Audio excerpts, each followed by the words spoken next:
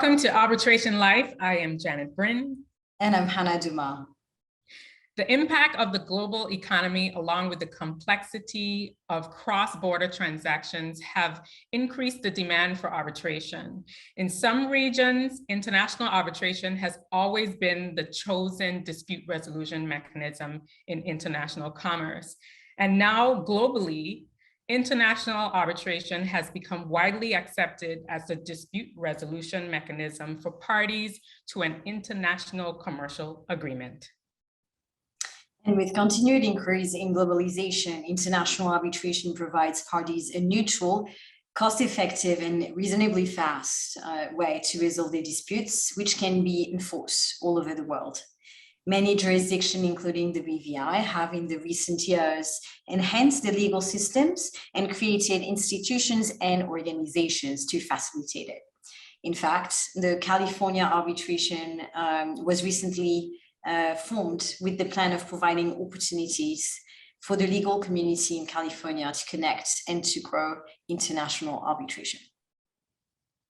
As one of their first initiatives, the first annual California International Arbitration Week will be held from 14 to 18 March 2022, and the BVI International Arbitration Center is a proud sponsor. Which brings us to today's guest. He has practiced law since 1982 and is a principal of law firm Dar and Newman, one of the premier international law practices in California. He is the chair of the Alternative Dispute Resolution ADR Committee of the California Lawyers Association and a past chair of both the State Bar of California International Law and International Law section of the Los Angeles County Bar Association. An internationally recognized speaker who frequently speaks and writes on international topics. His diverse expertise includes strategic planning, complex state and federal litigation, innovative dispute resolution, and international transactions and disputes. Please welcome Jeffrey Dar. Hi, Jeff. Welcome to Arbitration Live. Oh, thank you. Happy to be here. Yeah, so great to meet you. So how's LA at the moment? How's the weather? We're having a warm spell. So today it's going to be about 27 centigrade. Wow. 80 Fahrenheit. And on Sunday, which is the big Super Bowl football, American football game, for those who get confused on what's football or not, but right. the big American football game this Sunday, which is in Los Angeles area, it's supposed to be 88 Fahrenheit, which is about 31 centigrade, I believe. So pretty warm for February. Maybe not good if you believe in global warming. This is a part of it. I don't know, but it's definitely going to be toasty this week, and it hasn't been like this all the last 2 weeks, but definitely a warm February. Yeah, it's warmer than here, which is hard to believe, but yeah, I'm not complaining. It's a reason why you choose to live here. Right. So Jeff, we're going to go ahead and get started. The first question I have for you, sir, is as chair of the Alternative Dispute Resolution ADR Committee of the California Lawyers Association, could you please tell us more about your role? Sure, and what that may be, I suppose. Yeah. So first, in California today, and it wasn't like this a couple of years ago, so that's why I have to explain this real briefly. The California Lawyers Association is the premier bar association for California lawyers. And that is where all of the education, all of the practice sections exist. They used to be with the State Bar of California, and they were spun off into a separate entity not too many years ago. And in that context, there is a very large litigation section, and this is sort of maybe an oxymoron for practitioners of international arbitration, but as the way the new California Lawyers Association is formulated, the Alternative Dispute Resolution ADR Committee is part of the litigation section. Okay. We're a standing committee, but we're like our own section. But we are part of litigation section, which works out very well, actually. And the ADR committee, which I am on my second year of chairing, is comprised of a number of people. We have anywhere based on our own bylaws from 11 to 25 members. Right now we're over 15 plus some advisors. They are primarily people throughout the state of California who are premier mediators, arbitrators, and people who dedicated their lives and are very involved with ADR. Okay. Domestic and international. I'll touch on international in a moment. I'm a little of the odd duck in the sense that I'm more of the advocate in my lifestyle. Mm-hmm. And so I do arbitrations, domestic and international, but I'm more likely to be the advocate or the person in court and litigation, not to use that dirty word. And so the ADR committee, what I do is we have organized ourselves very well. So we have a lot of subcommittees. One of them, for purposes of the audience of this, is our International Arbitration Subcommittee. Okay. And that committee is the one that is organizing for, and that's my practice area. I do international. So that subcommittee is the one that is doing our cross-border disputes. But basically my role at the ADR committee is I'm trying to make us relevant, make us involved. And for international purposes, California, as you may or may not know, actually has had since 1988, I believe, its own international arbitration statute and for conciliations, modeled after the UNCITRAL model law. Great. And one of our many projects that the ADR committee is doing is we are actually working on an update because it wasn't updated when the model law was updated a while back. And so the ADR committee, we put on lots of education, so webinars. Last year, I believe we did probably over 20 webinars. We publish, and we're trying to be very innovative. One of our new projects we're about to launch is we're going to be doing case updates, which we do internally, but do them for everybody and make it a free Zoom call. Oh, that's amazing. Wow. Congratulations. Quite busy. Yeah, you've been super active. And that's very interesting to know that you also about the California arbitration statute based on the UNCITRAL model law. Very, very interesting. So Jeff, you've been practicing law for 40 years. In your view, what is the most fascinating thing about international disputes? It's the added dimension of the issues that come with it being cross-border, international, that make basic dispute resolution now, that added dimension. And those issues that make it fascinating to me are just to mention sort of maybe obvious, but maybe not, issues of jurisdiction, issues of language, issues of law, different cultures, different legal systems. And so to me, it's that added dimension which makes the practice of law more fascinating when you bring in the multinational aspect of things, just because of the fact that you get to deal with all those fun more issues, which if you master them all, and master them all is probably the wrong word, because but if you know the issues, you could be very strategic, and it's just makes things much more interesting. Oh, very true. Very, very true. So Jeff, you're on the planning committee for California International Arbitration Week. Could you please tell us about what led to the CIAW's creation, and maybe describe some of the challenges of organizing such an event? Happy to. So first, in my past, I have organized a number of one-day, meaning a full day of international arbitration programs in California. It's been a couple of years since we've actually been able to do one. And those have the limited ability of really being more just about international arbitration for practitioners and for people who are interested, versus something that really focuses on California as a place for international arbitration.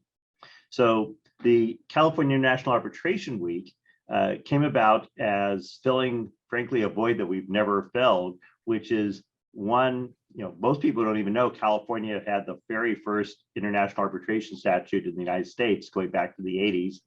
California, sells itself for its entertainment, culture, and it's one of the largest economies in the world. And it's either the fourth or fifth largest economy in the world right now by itself. So California as a place for international arbitration is often not focused on.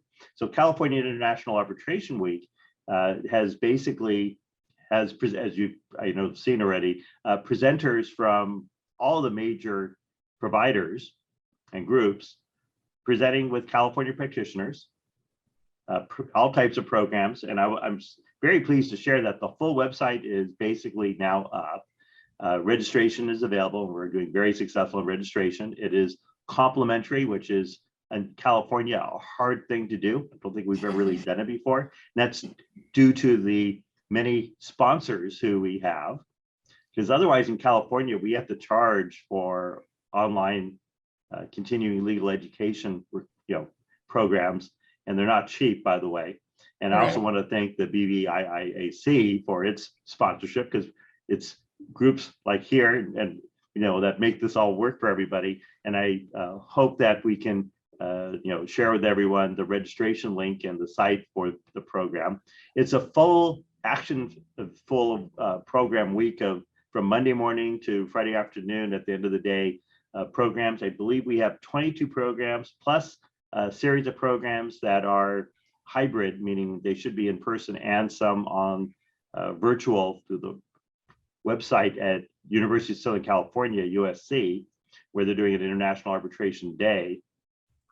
But other programs that are virtual, there are 22 programs, 86 speakers. And when you look to the speakers, anyone who practices international arbitration should be wowed, because we have many of the premier well-known people participating. And we have people participating from around the world. So we're dealing with all the fun time zones. This is March 14 to March 18. So it's quite exciting. It also includes 2 networking opportunities.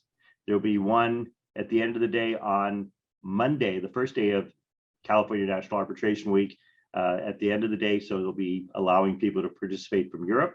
And then on Tuesday morning, we'll have another networking group earlier in the morning. So it'll allow people in Asia to participate.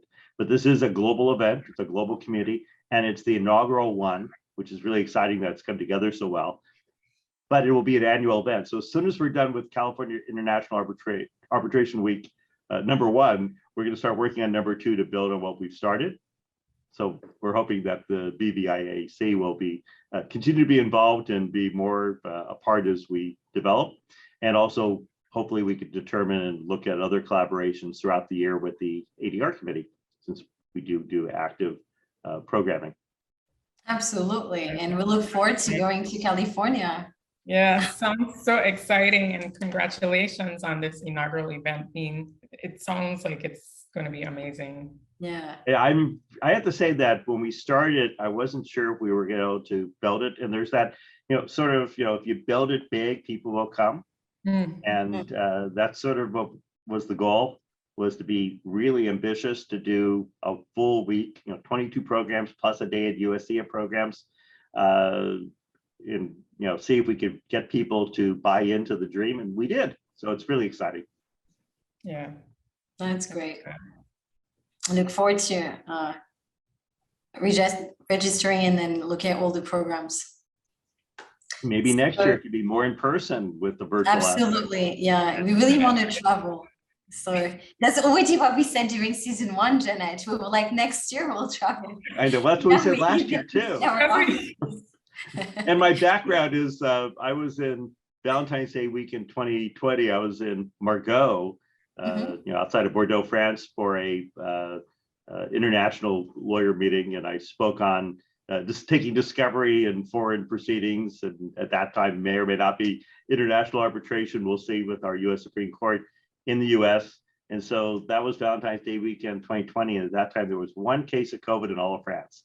So during my quick little weekend trip there, I did get to go to one Bordeaux producer, which is the picture behind me from my cell phone. And when we started doing these Zoom calls, our life now, it's like, oh, you can do a virtual background. So I'm looking at my phone for a virtual background, because at that time, I don't think there were ones given to you yet. I'm like, oh, here's a good picture. So there we go. It's a good reminder of like, one day we may travel the world again. Exactly. Looking forward to, and that's a good advice. You can use photos as virtual background. That's very true. So Jeff, you have closely worked with lawyers throughout Europe, Latin America, and Asia.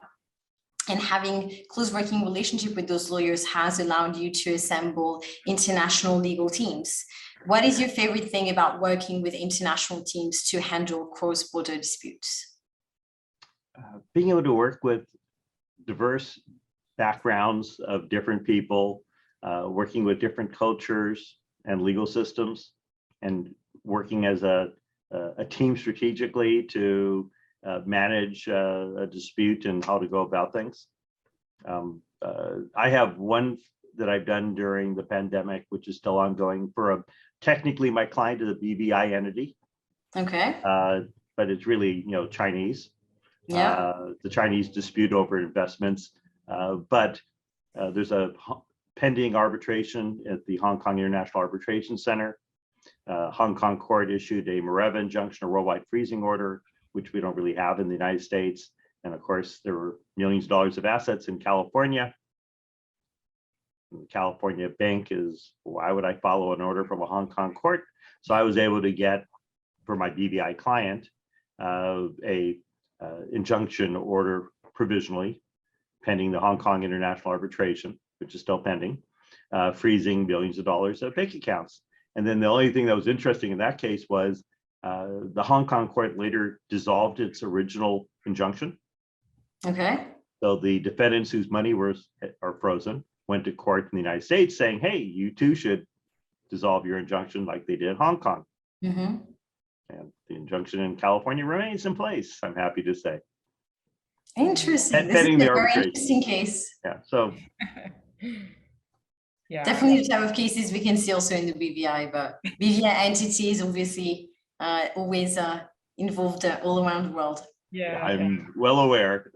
I work with lawyers closely in probably 30, 40 countries, including BVI at times. And I did have in this case, because the defense are all BVI or other Cayman Island entities, and having to serve entities during the height of the pandemic when things have, like, and I think it was the Cayman Islands, all the mail was shut down, and it's like, how do you serve somebody? It was an interesting challenge. Yeah. Yeah. Very interesting indeed. So Jeff, reflecting on your career, your 40-year career, actually, what is one of the biggest challenges or difficulties you think you faced throughout it all? I'll be real personal about this and share something I don't normally talk about. How's that sound? Okay. Yes, please. And don't rub in the 40 years. It's hard to imagine that has anything that long. No, I'm just kidding. No, that's so impressive. I must have started career. at 5. That's all right. No, it's amazing how time goes by and how, when you start to practice, you never think you'll actually continue at anything that long, right? Because your mindset does like, how's that possible? You can do something for that long. And so for me personally, I have like a learning disability type difficulties when it comes to the processing of oral language. Okay. So even when it comes to, and that includes oral processing and enunciation. So when I deal with international matters that involve different languages, which is very frequently the case because the world is, well, English is a dominating language, thank goodness for me. It's not, everywhere. And and I deal with disputes all the time in many different languages, including contracts in different languages and so on. So for me, oral processing language is just a very, very difficult thing. So I don't have that skill of like by some of my friends who, oh, I speak 3 fluent languages or more. Yeah. For me, I have enough trouble with English. It has made me, as a result, I've always, even from before I was a lawyer, focused more on things like the spelling of words. And as a result of international disputes, the art of language in different languages. So I actually, as somebody who has very severe issues when it comes to oral processing, when it comes to how do you deal with disputes involving translation disputes, how do you present different languages, how do you strategize with different languages, I'm sort of somewhat experienced in that at a high level. I even do trainings on it a number of times, which is sort of funny in a way in light of the fact that I am not the one to speak and have a conversation with someone in their native tongue, hard enough with English. But I consider myself to be quite a bit of an expert when it comes to the art of using different languages in international disputes. Notwithstanding, that's one of my limitations. I see. Well, thanks for sharing that. I mean, I know English can be I think most people agree that English is the hardest language. So add that to all the other languages that you might have to engage with a written or verbal. I see the challenge. And I've done cases where, you know, every witness testifies either in French or Korean or Mandarin, and you know, I could go on, or German, and I've dealt with contracts in German and under German substantive law, and I've dealt with French contracts and Spanish contracts. So, you know, it's that the nature of how to do that has become something I'm really comfortable with. However, if it came to my actually having a conversation with somebody in Spanish, German, or French, good luck to me. Right. Yeah, I maybe no words if I see them, but oral conversation. Yeah. Okay. And now, Jeff, what would you say is the most important lesson that you learned in your career? Probably always keeping in mind the big picture of things, keeping in mind that your reputation is really, at the end of the day, all you ever have. And so, and how to sit here and cooperatively work with others, notwithstanding, you know, dispute resolution is inherently confrontational, but how to do it in a cooperative way, in civil way. And frankly, giving back to your community, that's an important part of what I personally try to do every day. And whether it be, you know, lawyers type things or not lawyer type things, you know, everything, because society is important.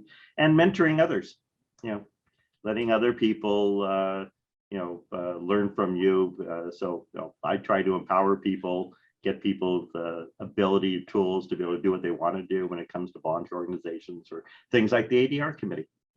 Oh, that's wonderful. Thank you so much. Indeed. So Jeff, we have a bonus question for you. And being that we were just talking about languages and how difficult languages can be, I like to think that music is an international language that everybody can understand. So I need to know, what's your theme song? What are you listening to right now to get you through the day? Well, that's an interesting question for me, because you don't know this. One of my passions, one of the ways I keep myself vibrant is music. It's one of my really big passions. I'm particularly into dub music of all types. Okay. Dub reggae. So yeah. I actually get new music, usually stuff you have to mail order, and I like to have physical vinyl or CDs versus just digital. So I get new music a couple times a week, probably. I have I'm actually going to go to London for a big concert at the end of April for the weekend. I kid you not. That's a rescheduled dub show, which for me is like one of these, like, going to be a whole bunch of my favorite people. Like, some of them I've seen, some not, all playing at one time. And it's like, hey, you only live once, so I'm going to go. So I don't know if I have a theme song, but I can certainly tell you that I explore new music and have music friends all over the world. So to me, it's sort of part of my international grounding when it comes to music. And I love music in other languages too, by the way. That's an interesting language issue. So when I go to places on international business, typically, because I'm coming in, you know, if I go to Europe, for example, which I do a lot of in the past, you land, it's, you know, big time change. The very first thing I traditionally do is I go check out record stores. Oh. So I guess you would have been a DJ if you didn't become a lawyer. By the way, I have had opportunities to be a DJ. I'm a closet DJ. I share music with people all the time in that sense. So Facebook allows in the you to share, and basement? I like to share things people haven't heard, because my music tastes are a little eclectic. They're all over the place, and I usually listen to things that nobody knows or nobody's into. And so there you go. And I'm into, you know, not only dub, but electronica and some punk. You name it, I'm into it, probably classical. And since you asked, You can see this. Oh, we can't see with the virtual background.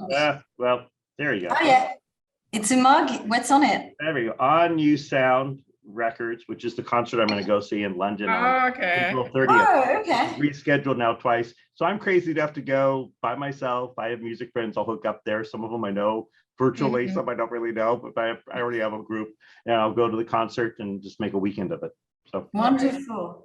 That is cool. but That it's is cool. world music, and it's that you know, in particular, dub music can be everywhere in the world. There are dub bands in South America. And, I mean, there's incredible reggae stores in Japan, reggae music in Japan. So, you know, it's everywhere. That's Yeah. so Not true. the answer you were expecting, was it? No, No, but I'm impressed. I love it. I love it. Same. If I go to Japan, I hook up with Japan reggae people because that's a particular scene. Yeah, no, reggae is big in Japan. There's a fantastic reggae in Japan, roots reggae even. Yeah. Yeah. I'm familiar. Yes. I have a lot of friends that play in reggae bands. So Oh, okay. all over the world. So Well, yeah, I'm familiar. You can ask them about the Pay It All Back On You Sound tour I'm going to go see. Tour. It's really London, and they added a Bristol show the night before that's abbreviated. But there'll be lots of great groups from like Creation Rebel and Tackhead and all types of good fun people. Cool. Wonderful. Well, thank you so much for. I know. Yeah, great, All right, and like great unexpected answers, but it was such a pleasure to speak with you today, Jeff. No, my pleasure, and I hope to see more of both of you. Indeed. You're welcome to BVI anytime. Absolutely. We'll have to figure out a reason for me to go. Okay, thanks. Hey, All right. work is good, right? When you get to go places sometimes. Indeed. All right, well, thank you both. Thank you so much, Jeff. Bye. So I just want to thank Jeffrey one more time for joining us here on Arbitration Live. And for more Arbitration Live, please be sure to hit the subscribe button and to follow us on LinkedIn, Twitter, Instagram, and Facebook at Arbitration Live.